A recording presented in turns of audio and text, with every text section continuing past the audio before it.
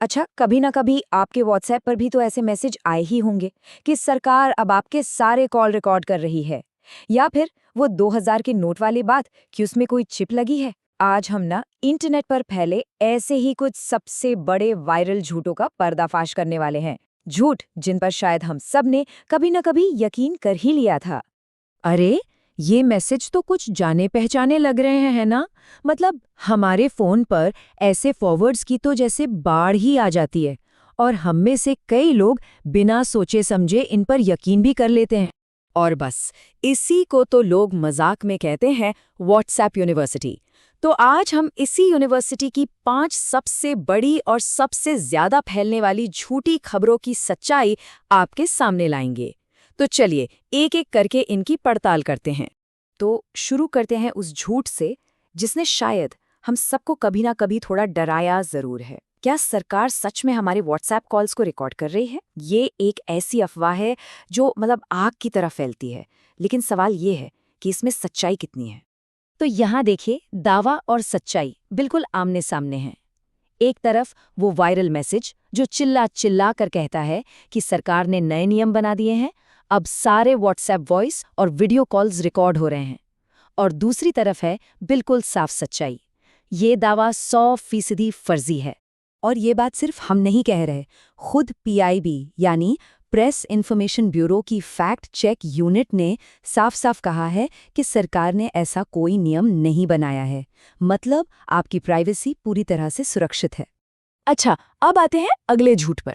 और ये एक ऐसा झूठ है जो सीधे सीधे नौकरी की तलाश कर रहे लाखों लोगों की उम्मीदों से खिलवाड़ करता है। सोचिए, रेलवे में सीधी नौकरी, वो भी बिना किसी परीक्षा के। सुनने में तो ये किसी सपने जैसा लगता है ना? पर क्या इसमें कोई सच्चाई है? हुआ ये कि सोशल मीडिया पर रेल मंत्रालय का एक ऑफर लेटर खूब वायरल हुआ। इसमें कहा गया कि क्लर्क और असिस्टेंट इंजीनियर जैसे पदों पर बिना एग्जाम के सीधी भर्ती हो रही है। और कमाल की बात यह है कि देखने में ये इतना असली लगता था कि कोई भी आसानी से धोखा खा जाए। लेकिन असल में पीआईबी फैक्ट चेक ने इसे पूरी तरह से एक स्कैम बताया है। रेल मंत्रालय ने ऐसा कोई भी ऑफर लेटर जारी ही नहीं किया। ये सिर्फ बेरोजगार युवाओं को ठगने के लिए बनाया गया एक बहुत बड़ा जाल था। अब बात करते हैं विजुअल धोखेबाजी की। क्या आपने भी वो डरावना वीडियो देखा है जिसमें दावा किया गया था कि ऋषिकेश में बंजी जंपिंग के दौरान एक भयानक हादसा हो गया? चलिए इसकी सच्चाई भी जान लेते हैं। इस केस में क्या हुआ कि किसी जगह का नाम बदलकर लोगों में दहशत फैलाने की कोशिश की गई। दावा था कि ऋषिकेश में बंजी जंपिंग के दौरान एक भयानक हादसा हुआ। लेकिन सच्चाई ये है कि वीडियो असल में नेपाल का था, जिसे बस एडिट करके ऋषिकेश का बता दिया गया। और देखिए, फर्जी खबरों का खेल अब एक नए ही लेवल पर पहुंच चुका है। एक और वीडियो खूब वायरल हुआ जिसमें आसमान से बवंडर जैसी खौफनाक बारिश होती दिख रही थी। लेकिन सच तो ये है कि ये वीडियो पूरी तरह से एआई से बनाया गया था। मतलब असल दुनिया में ऐसा कुछ हुआ ही नहीं। ये सब कंप्यूटर ग्राफिक्स का कमाल था।